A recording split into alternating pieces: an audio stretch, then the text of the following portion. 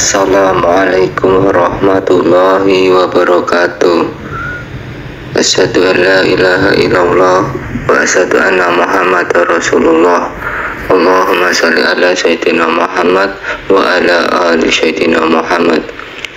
Dalam surat Al-Kahfi, Allah Subhanahu wa Ta'ala menceritakan 3 kisah masa lalu, yaitu kisah Ashabul Kahfi, kisah pertemuan Nabi Musa alaihi salam dan Nabi Khidir alaihi salam, serta kisah Zulkarnain. Kisah Ashabul Kahfi mendapat perhatian lebih dengan digunakan sebagai nama surat di mana terdapat 3 kisah tersebut. Hal ini tentu bukan kebetulan semata, tetapi karena kisah Ashabul Kahfi seperti juga kisah dalam Al-Quran lainnya bukan merupakan kisah semata, tapi juga terdapat banyak pelajaran di dalamnya. Ashabul Kahfi adalah nama kelompok orang beriman yang hidup pada masa Raja Dqianus di Romawi, beberapa ratus tahun sebelum diutusnya Nabi Isa alaihissalam. Mereka hidup di tengah masyarakat penyembah berhala dengan seorang raja yang zalim.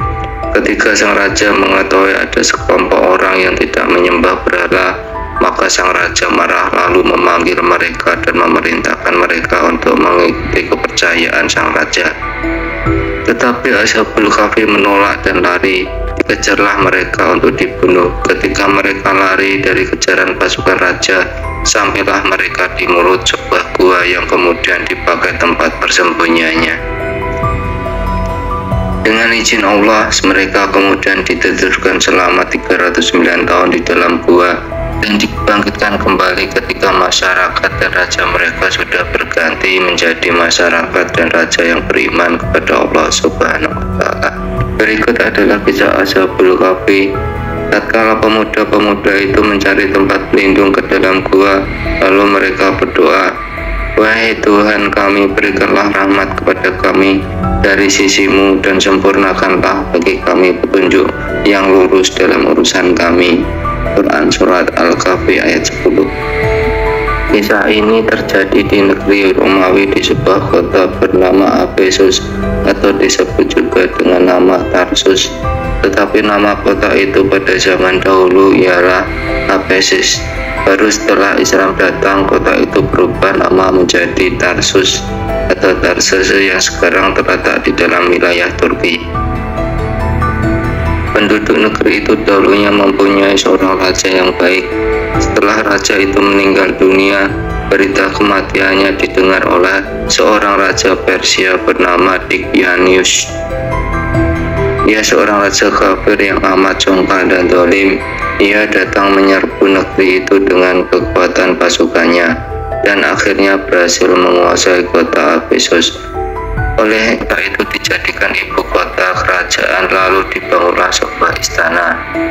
Raja itu membangun istana yang sangat megah, terbuat dari batu marmer, panjangnya 1 farsa dan lebarnya pun 1 farsa. Pilar-pilarnya yang berjumlah 1000 buah, semuanya terbuat dari emas, dan lampu-lampu yang berjumlah 1000 buah juga semuanya terbuat dari emas. Lampu-lampu itu bergelantungan pada rantai-rantai yang terbuat dari perak. Tiap malam apinya dinyalakan dengan sejenis minyak yang harum baunya. Di sebelah timur serambi dibuat lubang-lubang cahaya sebanyak 100 buah. Demikian pula di sebelah, sehingga matahari sejak mulai terbit sampai terbenam selalu dapat menerangi serambi. Raja itu membuat sebuah singgasana dari emas, panjangnya 80 hasta dan lebarnya 40 hasta. Di sebelah kanannya tersedia 8 buah kursi, semuanya terbuat dari emas. Disitulah para hulu balang kerajaan duduk. Di sebelah kirinya juga disediakan 80 kursi terbuat dari emas untuk duduk para pepatih dan penguasa-penguasa tinggi lainnya. Raja duduk di atas singgasana dengan mengenakan mahkota di atas kepala. Mahkota raja itu terbuat dari kempingan-kempingan emas berkaki 9 buah, dan tiap kakinya bertaburan mutiara yang memantulkan cahaya laksana bintang-bintang menerangi kegelapan malam. Raja itu mempunyai 50 orang pelayan terdiri dari anak-anak para hulu balang. Semuanya memakai selempang dan baju sutra berwarna merah. Celana mereka juga terbuat dari sutra berwarna hijau. Semuanya dihiasi dengan gelang-gelang kaki yang sangat indah. Masing-masing diberi tongkat terbuat dari emas. Mereka habis berdiri di belakang raja. Selain mereka, raja juga mengangkat 6 orang terdiri dari anak-anak para cendekiawan untuk dijadikan menteri-menteri atau pembantu-pembantunya. Raja tidak mengambil suatu keputusan apapun tanpa berunding lebih dulu dengan mereka. 6 orang pembantu itu selalu berada di sebelah kanan kiri raja itu. 3 orang berdiri di sebelah kanan dan yang 3 orang lainnya berdiri di sebelah kiri. Bahwa 3 orang yang berdiri di sebelah kanan raja masing-masing bernama Tamlika, Mixalemina, dan Mika Silmina. Adapun 3 orang pembantu yang berdiri di sebelah kiri masing-masing bernama Martelius, Cassitius, dan Sidemius. Raja selalu berunding dengan mereka mengenakan segala urusan. Raja selalu berunding dengan mereka mengenai segala urusan. Tiap hari raja duduk dalam serambi istana dikerumuni oleh semua hulu balang dan para penggawa. Masuklah 3 orang pelayan menghadap raja. Seorang di antaranya membawa piala emas penuh berisi wewangian murni. Sedang yang seorangnya lagi membawa seekor burung. Orang yang membawa burung ini kemudian mengeluarkan suara isyarat. Lalu burung itu terbang di atas piala yang berisi air sari bunga. Burung itu berkecimpung di dalamnya dan setelah itu ia mengibas-ngibaskan sayap serta bulunya sampai sari-sari bunga itu habis dipercikan ke semua tempat sekitarnya. Kemudian si pembawa burung tadi mengeluarkan suara isyarat lagi. Burung itu terbang pula, lalu hinggap di atas piala yang berisi wewangian murni. Sambil berkecimpung di dalamnya, burung-burung itu mengibas-ngibaskan sayapnya dan bulunya sampai wewangian murni yang ada di dalam piala itu habis dipercikan ke tempat sekitarnya. Pembawa burung itu memberi isyarat suara lagi. Burung itu lalu terbang dan hinggap di atas mahkota raja sambil membentangkan kedua sayapnya yang harum semerbak di atas kepala raja. Demikianlah raja itu berada di atas singgasana kekuasaan selama 30 tahun. Selama itu ia tidak pernah diserang penyakit apapun, tidak pernah merasa pusing kepala, sakit perut, demam, berliur, ludah, ataupun beringus. Setelah sang raja merasa diri sedemikian kuat dan sehat, ia mulai congkak, durhaka, dan zalim. Ia mengaku-ngaku diri sebagai Tuhan dan tidak mau lagi mengakui adanya Allah Subhanahu wa Ta'ala. Raja itu kemudian memanggil orang-orang terkemuka dari rakyatnya. Barang siapa yang taat dan patuh padanya diberi pakaian dan berbagai macam hadiah lainnya. Tetapi barang siapa yang tidak mau taat atau tidak bersedia mengikuti kemauannya, ia akan segera dibunuh. Oleh sebab itu semua orang terpaksa mengiyakan kemauannya. Dalam masa yang cukup lama semua orang patuh kepada raja itu sampai ia disembah dan dipuja. Mereka tidak lagi memuja dan menyembah Allah Subhanahu wa Ta'ala. Pada suatu hari perayaan ulang tahunnya, raja sedang duduk di atas singgasana mengenakan mahkota di atas kepala. Tiba-tiba masuklah seorang hulu balang memberitahu bahwa ada bala tentara asing masuk menyerbu ke dalam wilayah kerajaannya dengan maksud hendak melancarkan peperangan terhadap raja. Demikian sedih dan bingungnya raja itu sampai tanpa disadari mahkota yang sedang dipakainya jatuh dari kepala. Kemudian raja itu sendiri jatuh terpelanting dari atas singgasana.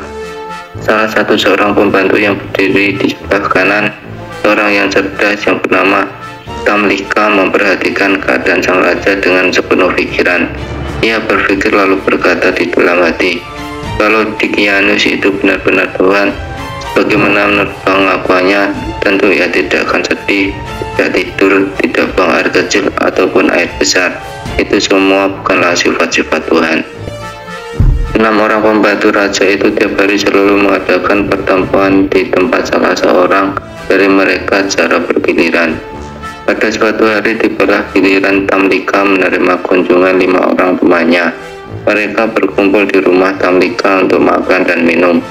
Tetapi Tamlika sendiri tidak ikut makan dan minum.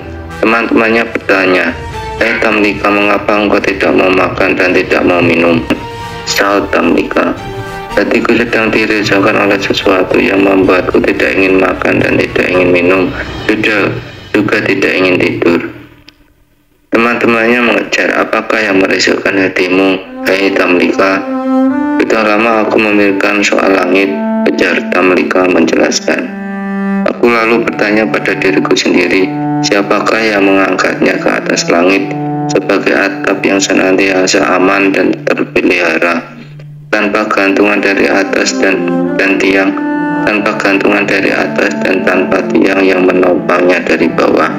Siapakah yang menjalankan matahari, bulan di langit itu?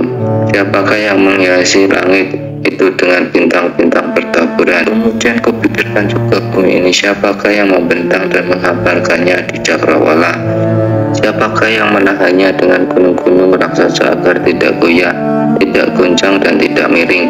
Aku juga lama sekali memikirkan diriku sendiri. Siapakah yang mengeluarkan aku sebagai bayi dari perut ibuku? Siapakah yang memelihara hidupku dan memberi makan kepadaku? Semuanya itu pasti ada yang membuat, dan sudah tentu bukan Dickianius. Teman-teman Tamlika lalu bertekuk lutut di hadapannya. Dua kaki Tamlika dijumi sambil berkata, "Hei Tamlika, dalam hati kami sekarang terasa sesuatu seperti yang ada di dalam hatimu. Oleh karena itu, baiklah engkau tunjukkan jalan keluar bagi kami kita semua." Jawab Tamlika, "Baik aku maupun kalian tidak menemukan akal selain harus lari meninggalkan raja yang zalim itu, pergi kepada Raja Pencipta langit dan bumi." "Kami setuju dengan pendapatmu," sahut teman-temannya. Tamlika lalu berdiri terus beranjak pergi untuk menjual buah kurma, dan akhirnya berhasil mendapat uang sebanyak 3 dirham. Uang itu kemudian diselipkan dalam kantong baju, lalu berangkat berkendaraan kuda bersama dengan 5 orang temannya. Setelah berjalan 3 mil jauhnya dari kota, Tamlika berkata kepada teman-temannya, "Saudara-saudara, kita sekarang sudah terlepas dari raja dunia dan dari kekuasaannya. Sekarang turunlah kalian dari kuda dan marilah kita berjalan kaki. Mudah-mudahan Allah akan memudahkan urusan kita serta memberikan jalan keluar." Mereka turun dari kudanya masing-masing, lalu berjalan kaki sejauh 3 farsah sampai kaki mereka bengkak berdarah karena tidak biasa berjalan kaki sejauh itu. Tiba-tiba datanglah seorang penggembala menyambut mereka. Kepada penggembala itu mereka bertanya, "Hai penggembala, apakah engkau mempunyai air minum atau susu?" "Aku mempunyai semua yang kalian inginkan," saat penggembala itu. "Tapi kulihat wajah kalian semuanya seperti kaum bangsawan. Aku menduga kalian itu pasti melarikan diri. Coba beritahukan kepadaku bagaimana cerita perjalanan kalian." "Ah, susahnya orang ini," jawab mereka. "Kami sudah memeluk suatu agama. Kami tidak boleh berdusta. Apakah kami akan selamat jika kami mengatakan yang sebenarnya?" "Ya," jawab penggembala itu. Tamlika dan teman-temannya lalu menceritakan semua yang terjadi pada diri mereka. Mendengar cerita mereka, penggembala itu segera bertekuk lutut di depan mereka, dan sambil menciumi kaki mereka, ia berkata, "Dalam hatiku sekarang terasa sesuatu seperti yang ada di dalam hati kalian. Kalian berhenti sajalah dulu di sini.